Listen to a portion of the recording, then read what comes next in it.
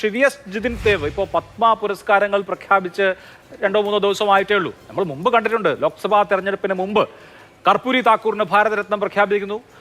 ബീഹാറിൽ JDU NDAയിലേക്ക് എത്തുന്നു. ചൗധരി ചരൺ സിംഗിന് ഭാരതരത്നം പ്രഖ്യാപിക്കുന്നു.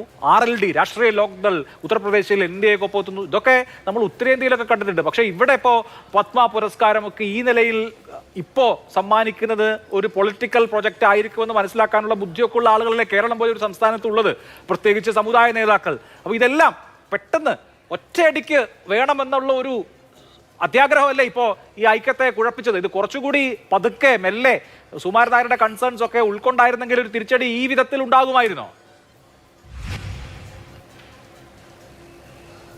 അഭിലാഷേ, ഇവിടെ പത്മവിഭൂഷണും പത്മ പുരസ്കാരവും ഒക്കെ ശ്രീ വെള്ളാപ്പള്ളി നടേശന് കൊടുക്കുന്നതിൽ എന്താണ് നിങ്ങളുടെയൊക്കെ പ്രശ്നം എന്നുള്ളത് എനിക്ക് മനസ്സിലാവുന്നില്ല. അദ്ദേഹം അതിന് അർഹനല്ലേ? അല്ല, അങ്ങനെ പറഞ്ഞില്ലല്ലോ. അർഹനാണ്. അദ്ദേഹത്തിന്റെ സമുദായത്തിന് വേണ്ടി ചെയ്യുന്ന അല്ല. പിന്നെ പത്മ പുരസ്കാരം അല്ലല്ല, ജനുവരി റിപ്പബ്ലിക് ദിനത്തിന്റെ തലേന്ന് പത്മ പുരസ്കാരം പ്രഖ്യാപിക്കുന്ന ആദ്യത്തെ സംഭവമൊന്നുമല്ലോ. തെരഞ്ഞെടുപ്പ് ഉണ്ടാകുമെന്ന് പറഞ്ഞിട്ട് പത്മ പുരസ്കാര പ്രഖ്യാപനം മാറ്റിവെക്കാൻ സാധിക്കുമോ? മമ്മൂട്ടിക്ക് എത്രയോ കാലം മുമ്പ് കൊടുക്കേണ്ടതാണ്, അദ്ദേഹത്തിന് കിട്ടിയില്ലേ? ഇപ്പോൾ അദ്ദേഹത്തിന് കൊടുത്തത് തെറ്റുണ്ടോ? സഖാവ് VS അച്യുതാനന്ദന്റെ പേര് പോലും ഇവർ പറഞ്ഞില്ല. എന്നിട്ട് ഇപ്പൊ അത് വാങ്ങരുതെന്ന് പറഞ്ഞിട്ട് രാജ്യവിരുദ്ധമായ നിലപാടെടുക്കണമെന്ന് പറഞ്ഞിട്ട് CPM-ന്റെ അഖിലേന്ത്യാ സെക്രട്ടറി അദ്ദേഹം MA ബേബി പറഞ്ഞുകൊണ്ടിരിക്കുകയാണ്.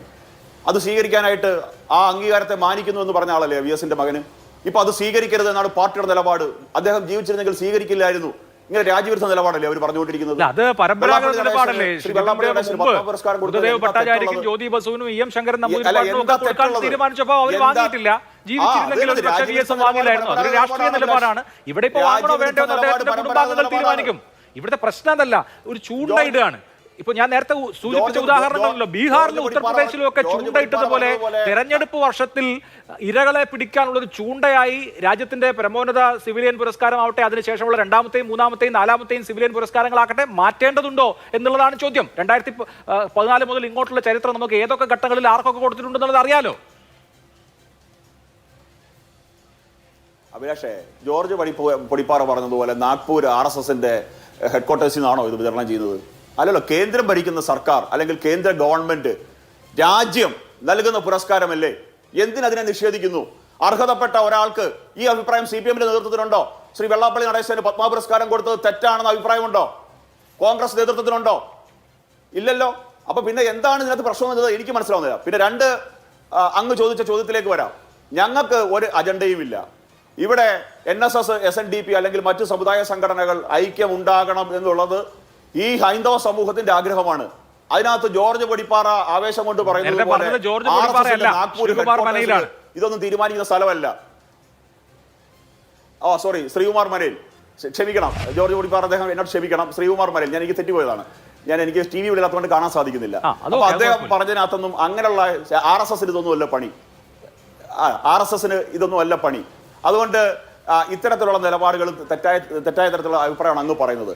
SNDPയും NSSും സഹകരിക്കണമെന്ന് അവർ തീരുമാനിച്ചു.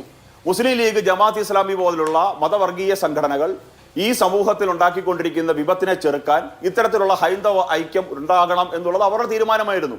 ഏതോ ഒരു ഇൻസിഡന്റിൽ അത് വേണ്ട എന്ന് അവർ തീരുമാനിച്ചു. അത് അവരുടെ നിലപാടാണ്, അവരുടെ തീരുമാനമല്ല. പിന്മാറാനുള്ളതും അവരുടെ തീരുമാനമാണ്.